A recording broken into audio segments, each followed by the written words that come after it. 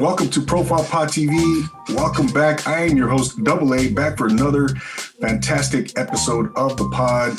We have a great special guest here, man. One who's very near and dear to my heart. He's been a mentor for me, and he doesn't even know it. But we'll get to that later. But yeah, thank you so much for tuning in wherever you're tuning in from. If you're tuning in on YouTube, if you're watching, if you're tuning in on the audio platforms, thank you so much. Right, we're right here on the Social Nostro network, of course. And I just wanted to remind everybody to follow us on Instagram, leave us a rate and review on Apple Podcasts, all that good stuff. Subscribe to Profile Pod TV on YouTube. That's one way. If you want to show support, subscribe to the channel. So let's get right into it, man. Let's get down to brass tacks, as they say. Like I said, you can see we have my guest here, who is an authority, a voice, an expert in the area of social media monetization, social media growth, and scaling a business online. He is his podcast is in top 200 in over 50 countries. He's got over 60,000 followers over his 3 platforms. I believe he has 3, may have more, but we'll get to all of that. And he's here to share some of those tips and strategies. We're here to get to know him a little bit better. Without further ado, ladies and gentlemen, the host of New Age Influencers Podcast, please welcome Aaron Patton. How you doing, Aaron? What's up, man? Great to be here. And I like the double A thing. That's me too. Aaron's double A. So we got that going on. I'm excited for the talk today. That's right, man. That's right. I didn't even notice that. Yeah, man. How's it going down to San Diego today, man? It must be like harsh in the wintertime right now, man. It's so harsh here. It's between 65 and 75 almost every day. Struggling out here, but not like Texas, right? So I'm loving it. Been here for 6 years, loving every day of it. Oh, wow. Okay. 6 years. And that's funny you say 6 years. I've been here in Simi Valley for 6 years. And the weather's nice up here in Ventura. I can't complain, but I think San Diego is just one small notch above, man, so. But yeah, man, thank you so much for taking the time. It's an honor to have you here, man. Like I said, man, you've been my mentor. You don't even know it. When I started taking this podcast stuff seriously about a year and a half ago, your podcast was one that I was listening to, and I still do, but I was taking your tips, your strategies, man, and just running with it. And I just want to thank you for doing that, man, for being that, content creator who's looking out for the people, who's being genuine and sincere and really just putting stuff out there that's really helping people, man. So thank you so much. I appreciate it. Yeah. And that's, I think that's an ode to the power of podcasting. As you know, we're on a podcast right now. It's like, you never really know who's listening. Unfortunately, the back end statistics for who's interacting and listening for podcasts isn't great, but the power of it is that anyone can listen from around the world at any time. On-demand audio is huge, and it's just going to be a game changer and then into the next decade. So you never know who you're affecting. Just continue to put out good quality content. Whether or not you have a podcast, whatever you're doing online or trying to, just make sure it's something you care about and something you like doing, and that you put your best foot forward. Yeah, that's it, man. That's all you can do, man. So, man, you're the host of New Age Influencers Podcast, and you have a couple other platforms, New Age Mindsets, and your personal Aaron Patton. Tell us a little bit about what the New Age Influencers, your podcast, is all about, man. Yeah. So it's it's called New Age Influencers. And really the goal of it at the start was just to learn and talk to cool people online, people that I see on Instagram or Twitter or anywhere out there in the world doing something different, not really the regular 9-to-5 grind, which is there's no problems with that at all. But I wanted to learn from people who were kind of busting out of that shell and living a little bit more freely. So I wanted to learn from them and create content at the same time. So podcasting was a perfect option to do that. I myself love the medium of podcasting, listen to a lot of podcasts. So it made sense for me to start that over, let's say like a YouTube channel or something like that. And I just love the nature of podcasts where it's so on demand and so passive. So people can be doing other things while they're consuming content. And it just really strikes a chord with me and, everyone who listens to it. Yeah, no doubt, man. It really does. I like your style, man. It's direct. There's no BS. It's just, I'm going to tell you, these are the facts, and there's no, there's no BS about it, man. And but what about, I know you came out of South Carolina, you went, and we'll get into your story a little later. University of South Carolina, you were in the corporate world for a little bit, sales. When you decided to make that jump, man, into the entrepreneurial self-employment realm and into this game, what do you think, what was it about social media that kind of, that you gravitated? Why did you choose that field to kind of get into and begin that journey, that entrepreneurial journey for yourself? Yeah, well, I really just think that I recognized, and I learned from other podcasts and listening to those such as Gary Vee and Lewis Howes, etc. Just about the power of the internet and the scalability of it, because the old ways of entrepreneurship and building businesses, while it still exists today, more brick and mortar style, dressing up in a suit, connecting with people, shaking hands. Well, that still exists, and that's very important still. Well, not in Corona times, but after we get out of Corona, right. It's just not as scalable. And so the internet allows you to clone yourself, clone your voice, clone your personality, clone what you're doing online, and affect more people all around the world. It's a small world these days with the internet. And I recognize that, and I wanted to understand how people can position themselves to succeed in that realm, doing whatever they do, whether it's writing books or, accounting or, social media marketing, podcasting, crafts, arts and crafts, fishing. Like, it was really intriguing to me about how people could build up some type of business or product and make money by doing something that, in the past was just a hobby. And a lot of people are kind of monetizing their passions and their hobbies these days. And it's not easy.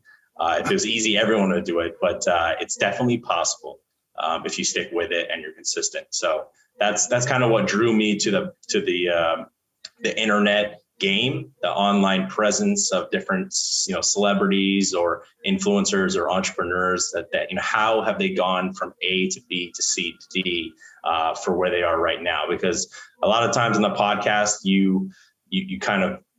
a lot of them gloss over their beginnings and their origin stories, whereas I really like to hone in on that to give it some relatability for listeners out there just getting started, or maybe just in phase 2 or 3 as opposed to phase 19. So that's kind of what drew me to that style, this topic, this concept, and I'm still loving it. I've taken a little more breaks as of late, but focusing on some other things too. But I'll never stop doing the podcast. So that's a promise I've made to myself. No doubt, man. No, I heard you say somewhere in one of your episodes that you can literally just run a business without even getting out of bed. It's amazing, man. Yeah, it's crazy. You can lay in bed and connect with people all over the world, and it was never possible before for our parents' generations or some older generations. So I think it'd be.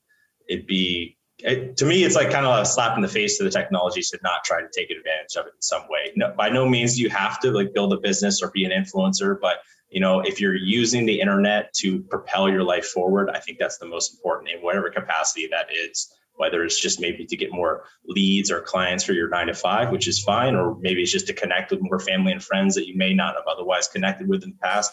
It's just a really great tool, and should be used for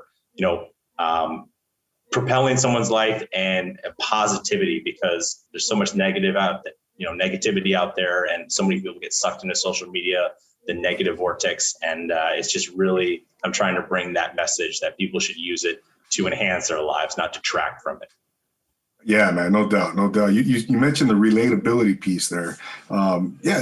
Tell us about that a little bit, man. And more specifically, you talked about the 3 Ps, right? What are some of those qualities, those 3 Ps, and we'll get into what are the qualities that one must possess to really, going into the game, if you're going to go in, you got to be prepared, you got to do all these things, but those 3 Ps, man, talk about those 3 Ps in order to become successful. Yeah. So, and I appreciate you remembering that. I think I did a solo episode on that. I've done so many now, they jumble together sometimes. It's passion, persistence, and patience. So those are the 3 Ps for success online, in my opinion, based off the interviews I've done and research. It's of course, there's many other traits and characteristics that help someone succeed, but I think those are the most important in my mind. Passion is the first one. I think it really starts with, and passion, that term gets mixed up sometimes. I think I like to say fun. It's just more simple. It's more relatable, I think, to the common person. Whereas passion, it's like become this kind of foo-foo word, where it's just like have fun. Like if you're having fun, what you're doing, if you enjoy what you're doing, whether it's interviewing people, podcasting, putting out videos, or just like finding funny clips and reposting them, like whatever you're doing, as long as you're having fun doing it, you're never going to fail, because you're doing it for fun. You're not expecting anything out of it. And if you consistently stick with it, which is the persistence, then it may turn into something. It may not, but it just may. And it might take someone way longer than someone else, just because different faculties, personality traits, opportunities in the market. But if you keep sticking with it, enjoying the process, like Gary Vee says, I think that's the most important, and really just doing it because of an innate love for what you're doing. But also, it's a little bit hard to figure out sometimes. Some people think that they really like something, but then they find out they don't, and that's completely fine too. It's cool to shift your priorities. What you like doing is a moving target, just like as we mature and as we age. What I cared about 10 years ago is not the same as what I care about now, and that's completely okay to understand. But as long as you're having fun doing it, being persistent with it, then the third one comes in patience. So like I said, it could take a long time before you see fruits of your labor. And that's why so few amount of people actually get to a place where they can, fully support themselves or fully do this or that, with their hobby or, their online endeavor or their online business. But that's kind of what separates the cream from the crop, right? So that's important. You just got to be patient, keep making tweaks, keep getting feedback, keep engaging with your people when it comes to online content. And you never know what might happen. But if you're having fun doing it, enjoying the process, then you're not going to stop. And if you don't stop, then it's a much better position for you to actually get to where you want. Exactly. And it's so important, right, Aaron, as long as you have momentum, as long as you're doing something, as long as you're in the game, it might not be perfect initially. It might not be, polished how you want to see it. But the point is, the key point there is that you're in there, you're doing something, you're trying, right? Yeah, that's all you can do. All we can do is try. And a lot of people get stuck, and they get, in a statue form because they're comparing themselves to other people who have already had success in what they want to do. There's a couple of things I would say for that. One, you should be doing something that someone else has already done, because that means that there's a market for it. If you're trying to do something completely new and different, it's going to be much harder for you to break through and have success with it, whether it's a product, a business, an online content strategy, etc. So if it hasn't been done before, that would be probably a more red flag. So be proud that you're doing something that someone else has already done. They're not you. They're not going to do it in your personality and your style. So make sure that you can go forward with whatever that is for you. Like they say, don't try to reinvent the wheel, right? Exactly.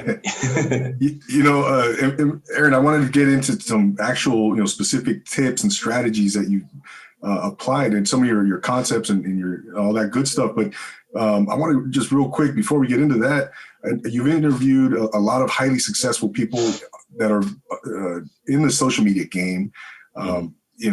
What are some commonalities that you've seen with these people that are attributed to their success? And then we'll talk about their failures that you've seen too. Yeah. Well, I think that's part of it. It is, I forgot whose quote it was, but it's like, success is really just going from failure to failure with no loss of enthusiasm. And I think that's really key and really a common trait between everyone I interview is that every single person I interviewed, it's not like they started doing something and had success the next week. It takes a long, long time to be a quote unquote overnight success. So everyone that I've interviewed, probably at least 90% of them, it was grinding, putting their hands to the pavement day in and day out, week in and week out. And they really, before they made it, they never knew if they were going to make it. So that's really how it works. You just have to continue putting out content. And as long as you're grinding something that you're, enjoying, then it can work. But I would say that. And then also number two is the ability to learn from others and then get a couple of mentors, whether they're, people that you meet through your inner circle of family friends, or whether you pay for coaching or consulting or buy a course or something. Like, those knowledge shortcuts are huge, because yes, everything, all the answers you can find, Google, YouTube, that's not hidden. You can go out and find it, but packaging it and taking the right steps in the right order sometimes is very difficult to navigate.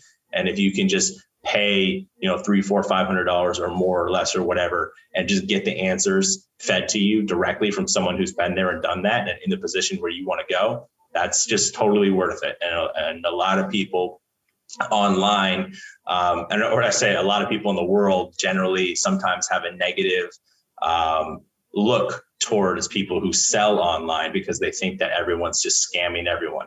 And while that, of course, that exists, I mean, the internet is the Wild West sometimes. Of course, scammers exist. That's why you got to find people that have proven they know what they're talking about, that they're credible, that have done the thing that you want to do, and kind of, just, you could slide in their DMs, buy their stuff, get around them, their minds, get around their network. I think those two are key. So just continuing to tweak and make shifts, and being able to fail and having that mindset, and then learning from people who have been there and done that.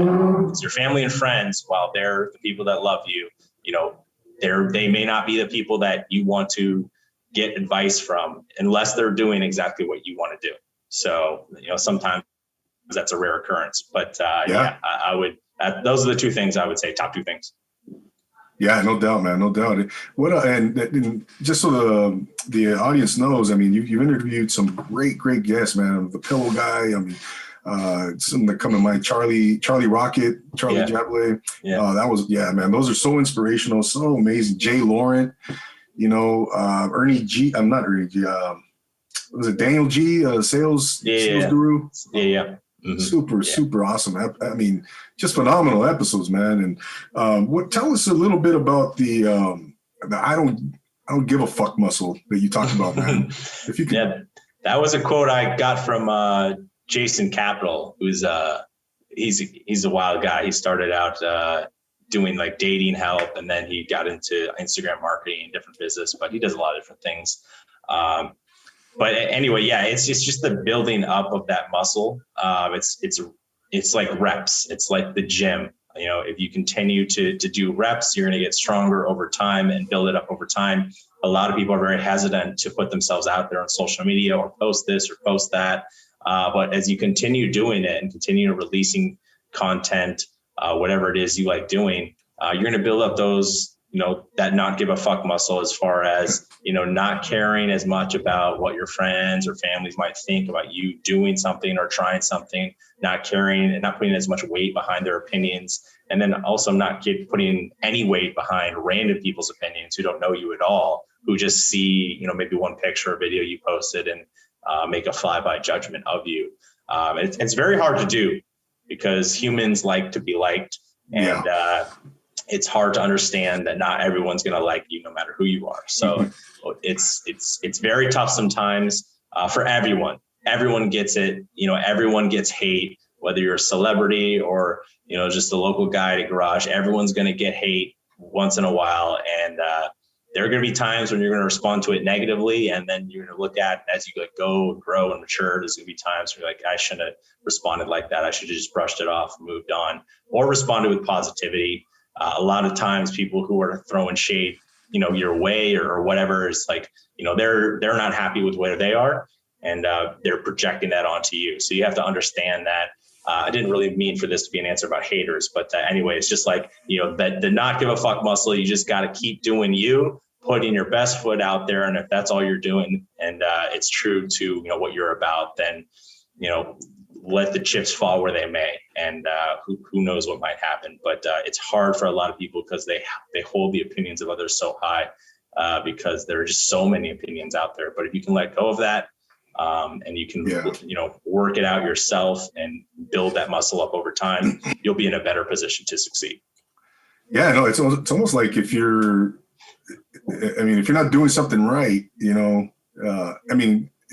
the haters, or whatever you want to, naysayers, whatever, critics, whatever you want to call them, it's almost as if you're not doing something right, then you're not going to have any haters.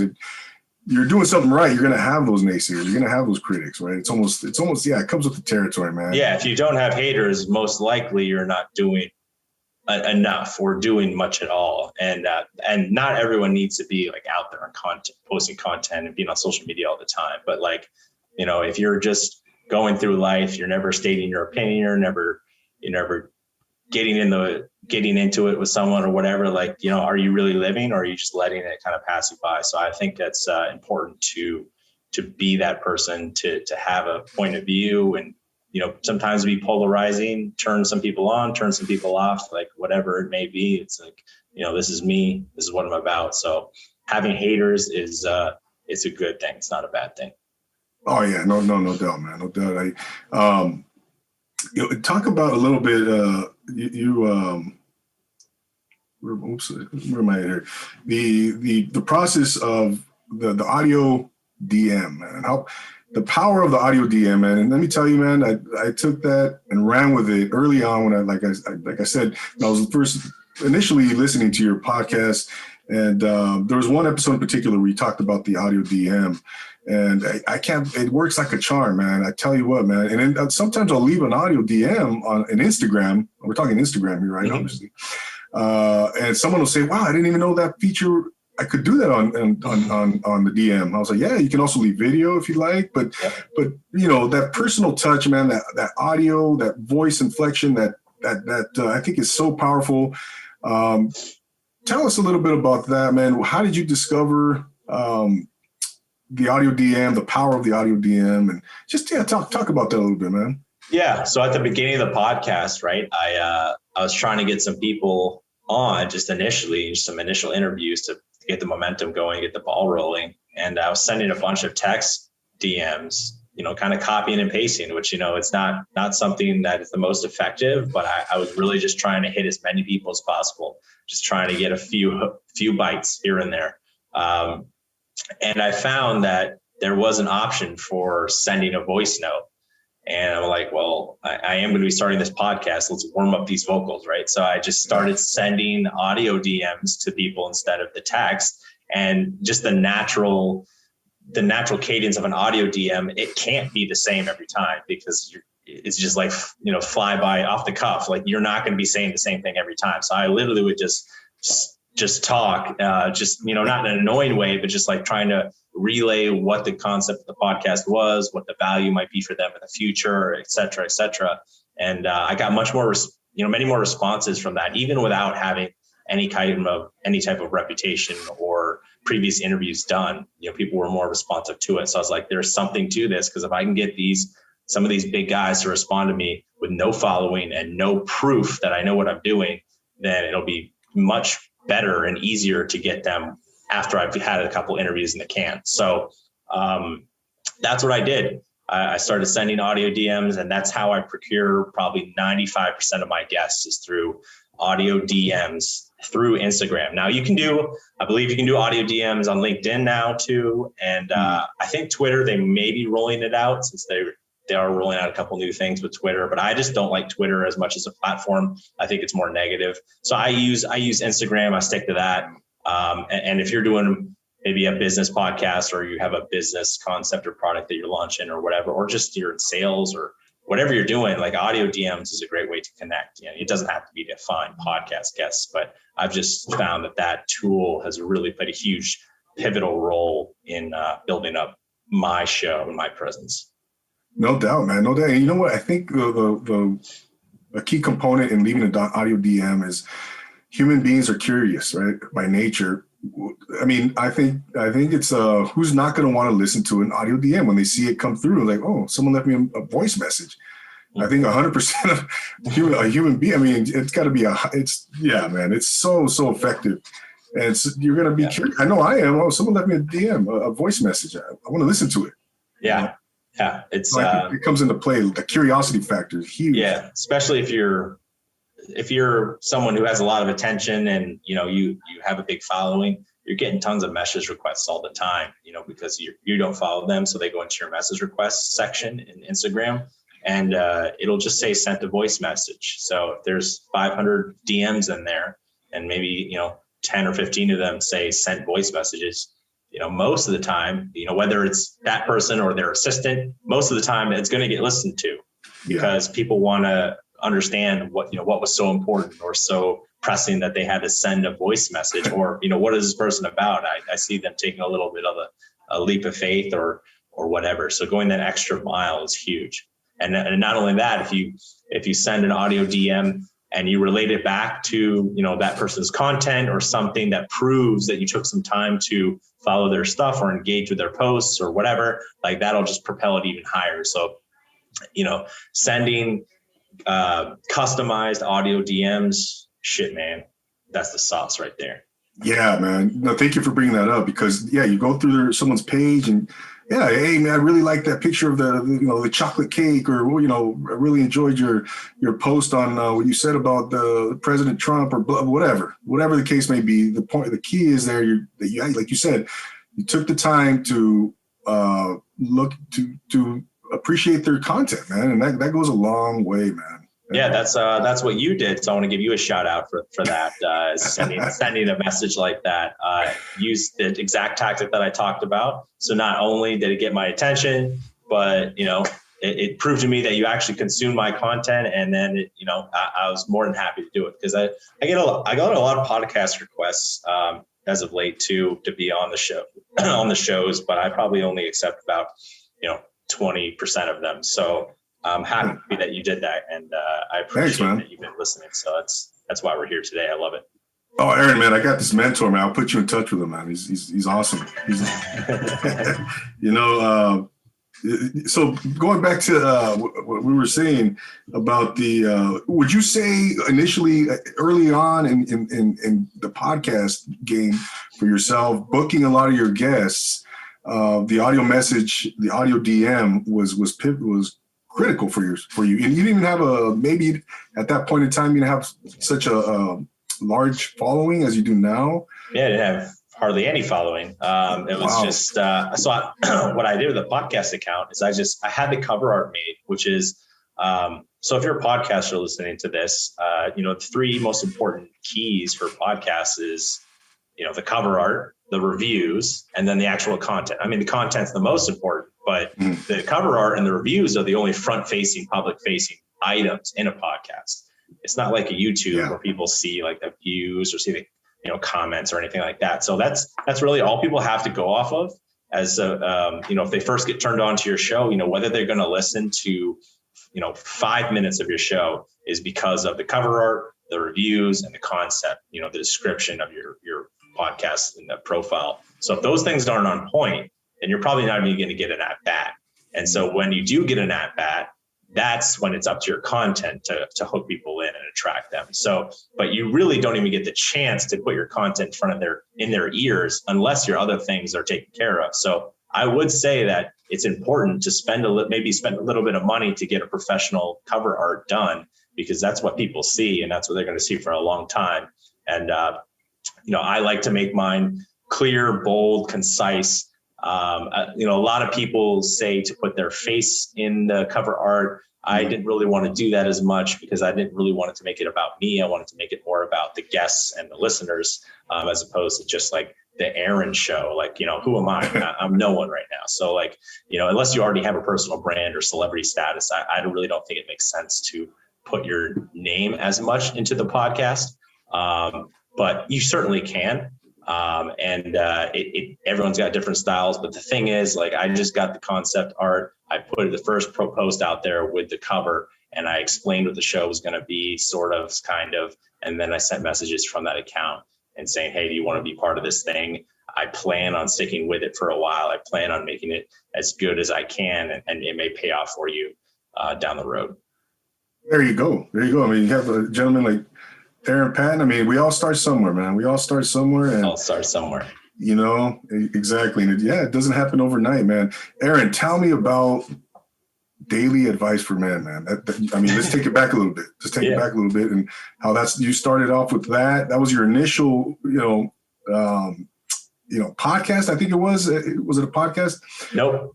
It was just an Instagram account. So okay. So that's really cool that you know that, and it was this concept because I was trying to figure out what I wanted to do online, I was just in my cubicle, not working and trying to figure out what I could do to get out of not working at the cubicle. So I was listening to different podcasts and just trying to get ideas. And while you were still in the corporate world, right? While I was still in the corporate world. Gotcha. I was just trying to figure it out, just trying to do something. And so I just started a little blog called Daily Advice for Men. I thought it might be useful since I was a younger guy. I wanted to maybe, provide some advice for other guys out there. And I started writing little blurbs about dating, fitness, mindset, health, etc. I quickly found out that it wasn't gaining as much traction as I would want, just because it was too broad, and people didn't really resonate with everything I was talking about, and I didn't even know. Sometimes I would just go and research things and then repost what I just learned. So it's not like I was an expert or anything, which you don't have to be an expert to post content. But in the beginning, I thought you had to be an expert. So anyway, I was just posting different things. I had the Instagram account with Daily Advice for Men. I got a little logo made on Fiverr, and to capture people's attention on Instagram, I was like, what gets the most likes on Instagram? And it was pictures of hot women. So all I did was like grab photos of models, throw it on my account, and then like wrote a caption, helping people about the tip of the day or whatever that was. I quickly found out there that I was building a following of people that really didn't care about the caption or the content. They just liked the pictures of the women. So I had to switch that concept of that account. And so it's gone through a couple of iterations over time, this Instagram account, but right now it's called New Age Mindsets. And that was originally Daily Advice for Men. Gotcha. And that itself has changed too. That I went to just mindset and dating. Then I said, just mindset. This is, the content strategy. And I started posting quotes, and then I started posting videos, and then I got bored with that. So I was like, and then TikTok came around. I was like, oh man, this shit is funny. Like, how can I incorporate this in my account? So I started posting funny videos and, doing like wacky messages related to some semblance of the video. And then that's kind of what it is now. And that's really just a fun account. I mean, I just have fun doing it. I post things that I laugh at. That's a big account. It's got the most traction there. Yeah, for sure. But I'm not putting as much effort into it these days, but it's just something that I enjoy posting and that I have fun doing. And I just link it back to the podcast. So then the profile of the account, New Age Mindsets, there's a link to the podcast. So if I by chance have a video go viral, then that's a bunch of eyeballs onto my podcast, and it may resonate with some people, may not. But the whole point of that account is to have fun, but also get something a little more than just a meme account, and then not be just a boring old motivation account. Kind of a hybrid of both. Yeah, I think it's got over like 50,000 followers, right? Yeah. Yep. Ladies and gentlemen, we're talking to my man, Aaron Patton, host of the New Age Influencers podcast. Aaron, I got man, when are you going to release that performance that you did, that rap you did in front of the board of directors when you were working for that company, man? That's funny. Can you perform the rap right now for us? I cannot, but that's a funny question. Because back in college, one of my buddies used to try to but like he took rapping seriously. And so he was starting to rap and writing songs. And then I started rapping to make fun of him rapping and like kind of about our friend group. So like I got probably 10 or 12 songs from back in the college days that I definitely would probably not release to the public just because of the language and the content. But that kind of built the foundation. And then I used the rap to rap for my company for one of their all hands meetings, which was well received. I've done a couple other raps here and there too. One about poker, some about some volleyball. That's just kind of a fun thing on the side. Yeah.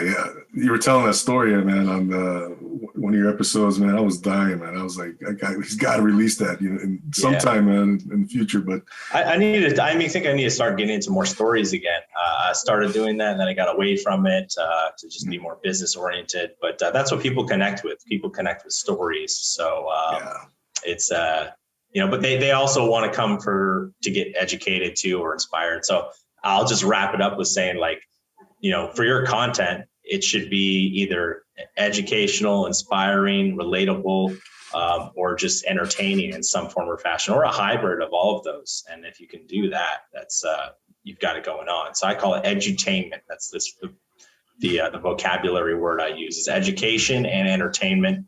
But I should tell more stories, but sometimes I felt like, if I'm telling all these stories about me, they're going to just turn away from the actual content. But it's kind of a delicate dance, but that we all learn as podcasters. But I think having a good mix is nice.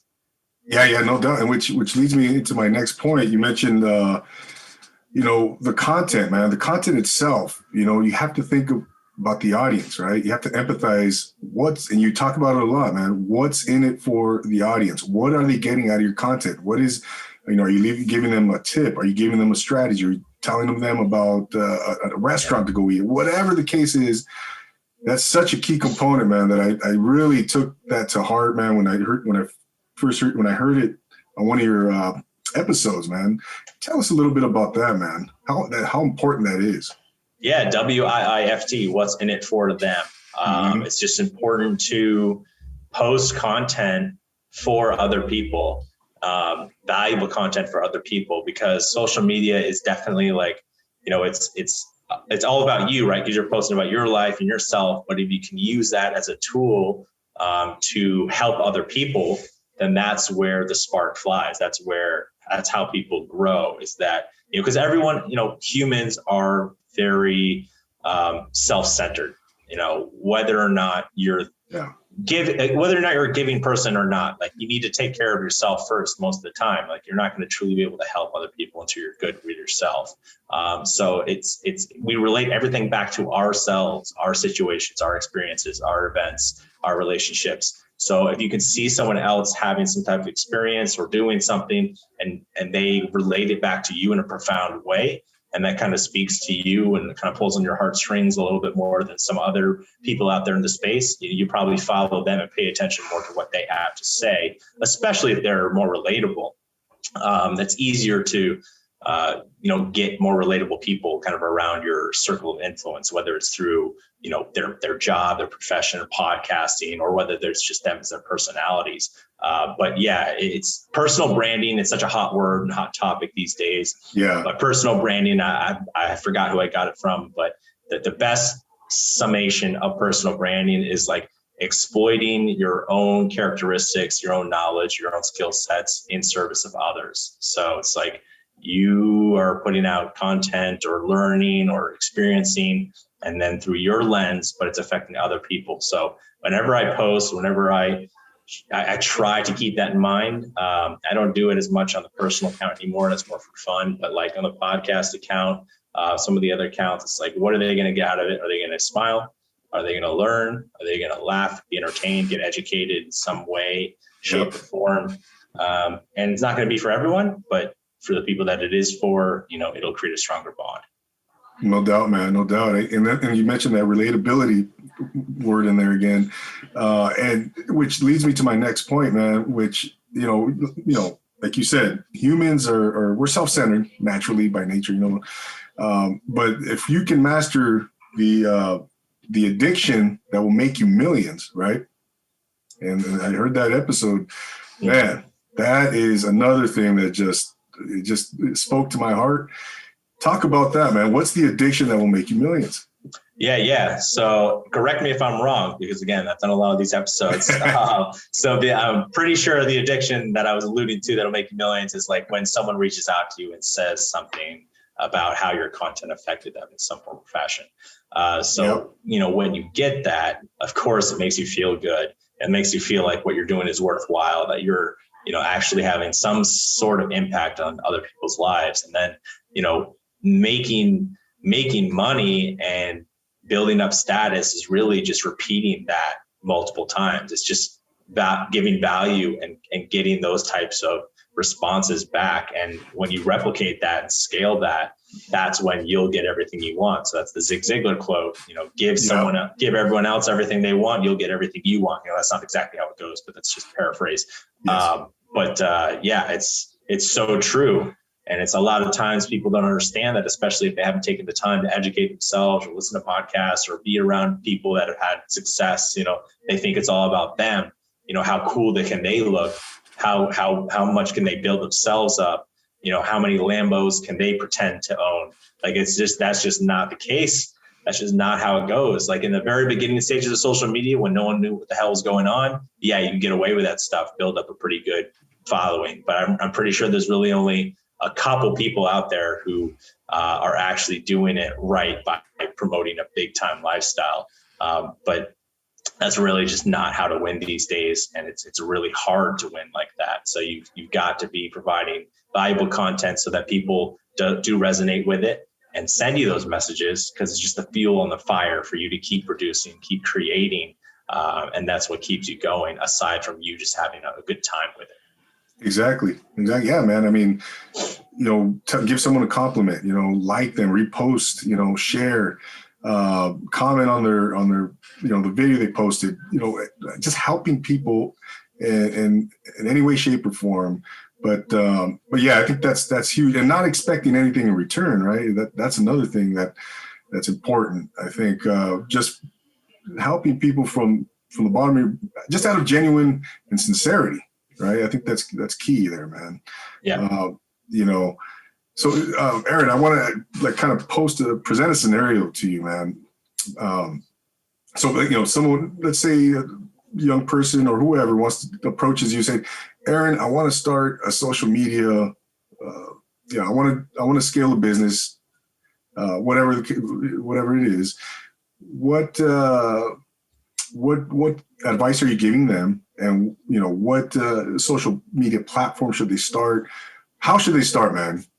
Could you give us in a nutshell, what you would tell them?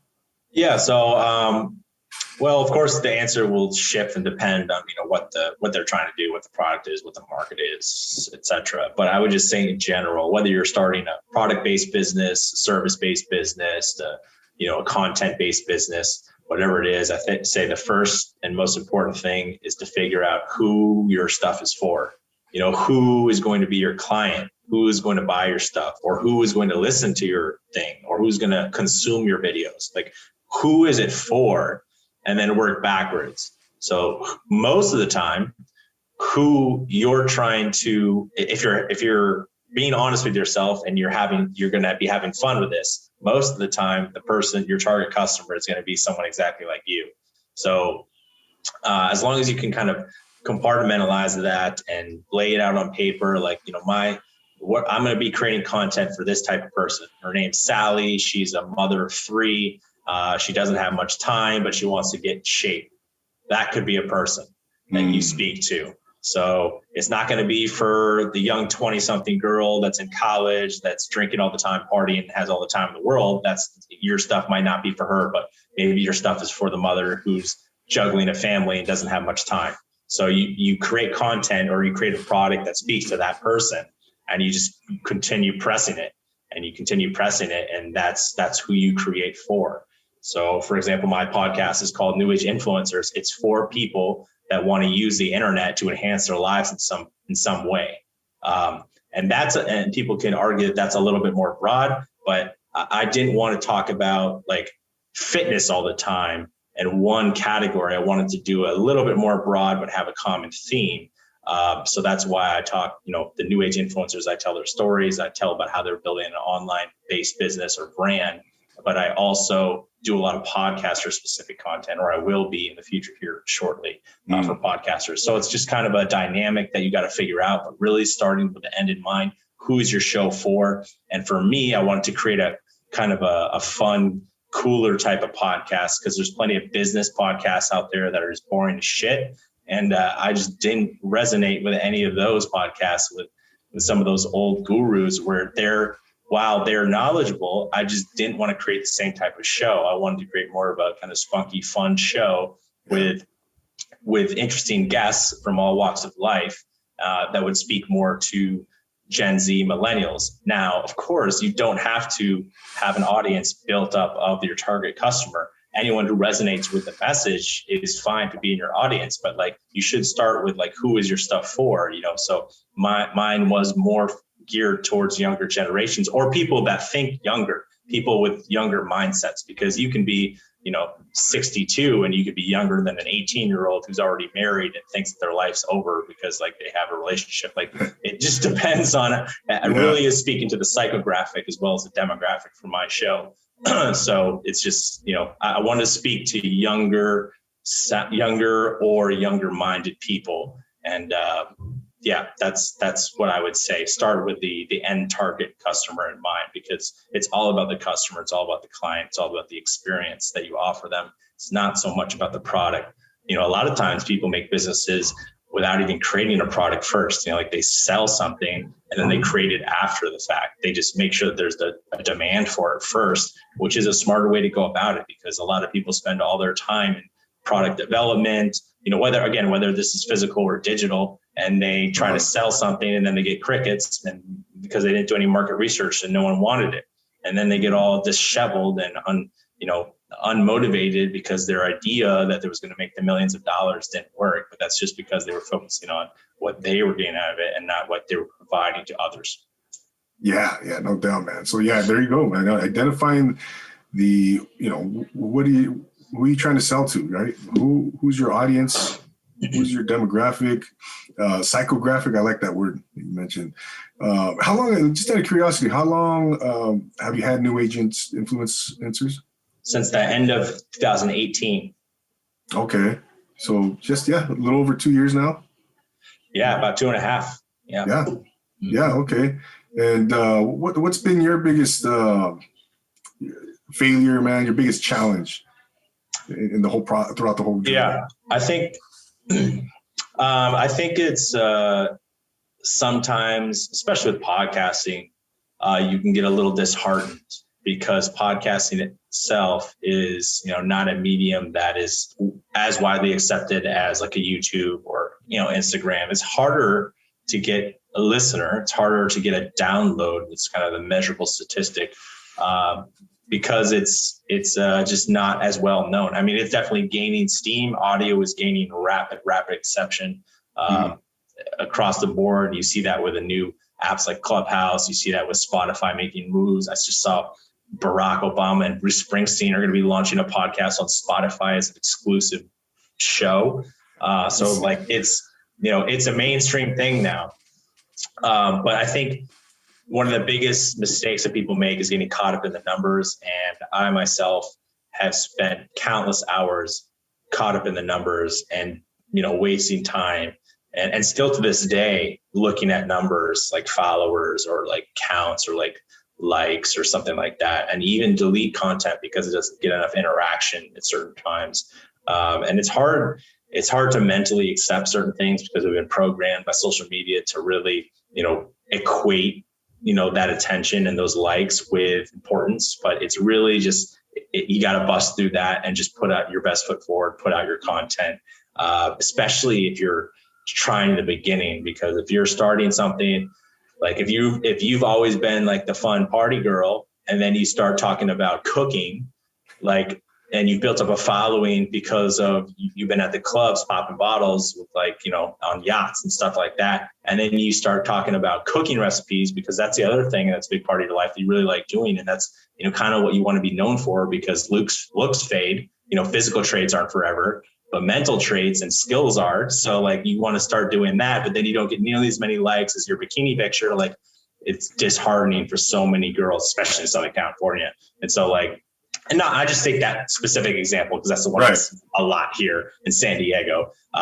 And people get disheartened. They post their avocado toast and they get 20 likes instead of 2,000. And so they're like, well, that people don't like that at all. But, you got to break through that. Over time, you'll build up an audience and following base around that and not just your physical appearance. So that's just one example of how hard it is sometimes to really push forward and do what you want to do and put yourself out there. But no matter who you are, no matter what your attributes are, no matter what your family situation or where you're from, you're going to have some hurdles like that mentally and outwardly where you're seeking that outside validation. That's why you got to just kind of build up that not give a fuck muscle, man. Come back to it and keep putting out the stuff and doing what's in your heart. And if you keep doing that, then eventually you'll attract the right people. But it's a slow roll in the beginning, and people need to understand that, and a lot don't. No doubt, man. No, you got to apply the 3 Ps, man. No. 3 Ps, yeah. Right. And just before we're coming up on time, Aaron, I wanted to pick your brain a little bit on social media in general, and which one, like, as far as Instagram, Twitter, maybe Snapchat, TikTok. Do you foresee any one of those maybe in the next 5 years phasing away, or any of those? Yeah, we'll just run through them all right now. So Facebook is the OG, right? But people don't really spend time on Facebook unless you're above 60. I mean, that's like on the organic, natural feed. It's for old people, right? Yeah, the 65 plus crowd that's got that shit down right now, and kudos to them. They're hopping on Facebook, 15 years later. That's fine. That's fine. But Facebook is a great tool for targeted advertising and groups. So it's creating communities and targeting specific types of people. You can go and you can target dentists in the San Diego area, and you can create ads. If you have a service that's certain, maybe a social media marketing company for dentists, you can go and you can put your videos in front of dentists in San Diego. That's just the most powerful tool of all time. So Facebook for that. And then Facebook groups, Twitter. So Twitter, I honestly, my personal opinion is that I don't like Twitter just because of all the negativity out there. I think that had a lot to do with Trump and the division that he created. But I'm just saying that, like, Twitter itself is not a place where I spend a lot of time, but it is a really great way to just do short form thoughts. And it's a lot of relatability there. So it is an option. And you can build a sustainable platform or following on there. And that's kind of another OG. Instagram is the hub of the wheel of social media. It has been for a while now, and it continues to be, although it is losing a little bit of traction with the rise of TikTok and the rise of organic reach on LinkedIn, and with the new one, Clubhouse now. But Instagram is still the Mac Daddy. It's the one that's the easiest to connect with people. It's the one where you can see the most content. It's the one where I spend personally my time on the most. And it's the one that I've built up my following on the most. And so I would say that for anyone looking to build up content on a platform, just use the platform that you personally use the most, because that's the one you're going to want to spend the most time on. So that's what I would say there. YouTube is, YouTube is, of course, a social media platform, but it's more like a search engine. So I categorize it a little bit separately than some of the other ones, just because it's search based, and it's obviously amazing. You can find anything you want on there. And they actually are coming out. They have YouTube Shorts that are releasing. I think it's gaining wider appeal. It's kind of like a TikTok competitor. They have some other different features coming on. But the new cool kids on the block are LinkedIn and Clubhouse. LinkedIn is a new cool kid only because its organic reach is high, and only because it used to be just a boring business tool, but now it's morphed into a content tool. So that's why it's new. It's not necessarily new, but it's a new kind of strategy for them. And then Clubhouse is, in my opinion, Clubhouse is the next one. I've been spending, in the past month, I've spent way more time on Clubhouse than any other platform. Not only for podcasters, because it's audio based, but it's just, you get so much good damn information up there. I can be a listener, I can be a participant, but whenever the conversation is happening on there, you can be a part of it, and that's powerful. And it's much less toxic.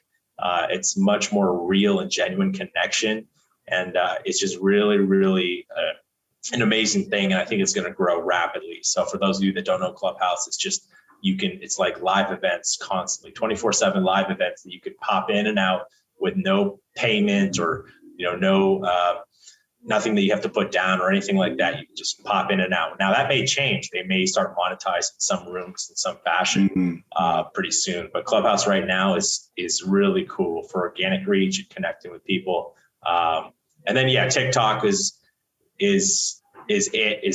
fun as hell for everyone these days, just because the algorithm is so charged, and like, you can be a no name, create a really cool video, and it becomes someone. And that option, that possibility is what draws people to TikTok. And it's just not possible with Instagram. You can't have 5 followers on Instagram, post one video and blow up. Whereas on TikTok, you can have 1 or 2 videos blow up and then get 100,000 followers from one video, which is wild. Yeah. So they're all great in their own way. But again, I would say use the one that you personally consume the most, and that's the one you're going to want to spend the most time on. But the new ones, again, LinkedIn, TikTok, Clubhouse, with my gold star going to Clubhouse. So, and where that fits in with podcasting is an evergreen, evergreen content medium. So it's never going to die. It's always going to be there. So that's why I say podcasting is the most valuable, because you kind of own your stuff there. Whereas all the other social media platforms, you're kind of borrowing the land and the attention.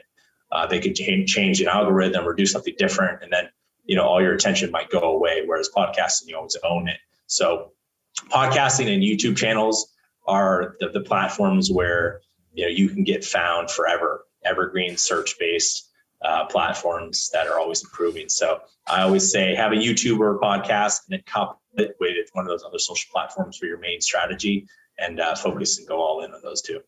Yeah, which is exactly what I do, man. And wait, do you foresee any of those phasing away in the future, Aaron? I don't see any of those phasing away, to be honest. I think those are the main players in the game. They're going to continue to be, unless the government steps in and does something really wacky with one of them or some of them. I think they're going to be here for the long haul, just because they're widely accepted, they're widely used, and there's always going to be new pop-ups. Clubhouse was kind of something I didn't see. I saw audio pop, coming, but I didn't see Clubhouse specifically being something that I was so attracted to. And now there's going to be some competitors of Clubhouse on Twitter called Twitter Spaces, and also Facebook is rolling out a product to compete with Clubhouse as well. But audio is cool. I think the next big one is just going to be an AI-driven social media network where we all have a little invisible avatars or something. You can go sit and have lunch with your friends on a beach in Australia without actually being there. So you want to stay in our houses even more. Well, hopefully not as much as Corona days, but right. That's where the world's going. It's going to continue. It's not going to stop. So position yourself on the internet, in the digital economy, and positioning yourself in the future to win is key. And even if you're not seeing fruits of your labor and success right now, and if you've been putting out content, if you keep doing it, you're going to be miles ahead of people who just start, 5 years down the road. So keep going. There it is, man. There it is. Aaron, last question, man. Who are 3 individuals that you would like to sit down and have dinner with, man? This is actually a little sad because I was a little devastated about Tiger yesterday. So Tiger has always been one of my models and people that I look like living legends, right? This is like Kobe. Because as a kid, I played basketball and I played golf. Those were my main sports in high school. So Kobe, Michael, and then Tiger, they're it for me as far as, sports icons. So I was really upset when heard that Tiger got in that crash. If there's anyone that can come back, it's Tiger. But I would want to sit down with Tiger first and foremost. Not only to just shoot the shit about whatever golf and his career, but just his mindset. He's so strong mentally, and of course he's human. He's made plenty of mistakes, sure, but he's always come back. Tiger would be my number 1. Number two would probably be someone in a similar field here. So I will say maybe Lewis or Gary, probably Gary. I just talk about Gary all the time, just because everything he says, it's the same shit all the time, but it's just always motivating. It's always the same, but I just love it. It's familiar now. It's I know what he's going to say before he says it. So I don't consume nearly as much of him anymore, just because I know everything that he's going to say already. But I just love his vibe, his outlook. I'm not necessarily a person that resonates with his message as far as grinding all the time. I'm certainly not that type of person. I'm not going to be working 12 hours a day no matter what, but I will be working towards bigger goals. So that's number 2. Number 3, off the top of my head, might be a little harder. I don't know. I might have to think about that one for a second. I don't know if I really care as much about something like a world leader or historical figure. Maybe like a historical figure, actually. Maybe like there you go. Maybe like a George Washington or someone. I don't know. Someone back in the day. Yeah. Who had online influence in person and just did, because it's the same type of thing. They build up a following and online and influence is just in person, but it's the same type of tactics. I'm sure that, a George Washington, Abraham Lincoln, you go and talk to them. I'm sure they're giving first. They're talking to you. They're giving you, valuable advice, direction, etc., just in a little different way. But that's just kind of how it is. Maybe that. No doubt. Hey, or maybe an actor. I don't know. Third one, I'm gonna wash it. So say Tiger and Gary. Tiger and Gary for sure, man. No, it's tough to narrow it down like that, man. But I like to ask that question to all my guests, man. And that's a great list, man. That's a great list there. But man, I really appreciate you coming on, man. Before we go, can you go tell the good people where they can find you, connect with you? Go ahead and give them your sure. The podcast is called New Age Influencers. You can stream it on any podcast streaming services. You can tell Alexa to find it. She'll find it. I'm also doing some new things for podcasters, specifically newagepodcasters.com. It's got some resources for you. But yeah, other than that, on Instagram, you can get to all my accounts through the podcast account, which is New Age Influencers Podcast. There it is. Ladies and gentlemen, once again, Aaron Patton, go check him out. You just heard where to go find him. Follow him. You will be, you certainly won't be disappointed. He will make you a better podcaster, better social media presence, all that good stuff. Aaron, man, I want to thank you so much for taking the time, man. And I know you're a busy man, but I can't thank you enough, man. Hey, thanks for having me on. It was fun. Of course, man. You're always welcome back. Who knows? Maybe in the future we'll get you back on, man. But good luck to you. I'll keep following you and keep an eye on, man. I'm gonna keep picking your brain. But ladies and gentlemen, there it is. Aaron Patton, host of the New Age Influencers Podcast. Go follow him. Thank you so much for tuning in. Or if you're on YouTube, once again, if you're on the audio platforms, thank you so much. Don't forget to follow us, follow, share, all that good stuff. Leave us a rate, review, subscribe on YouTube. But until then, for Aaron Patton, I'm Double A here on the Social Nostra Network. We'll see you guys next time here on Profile Pod TV. And always remember to take it easy.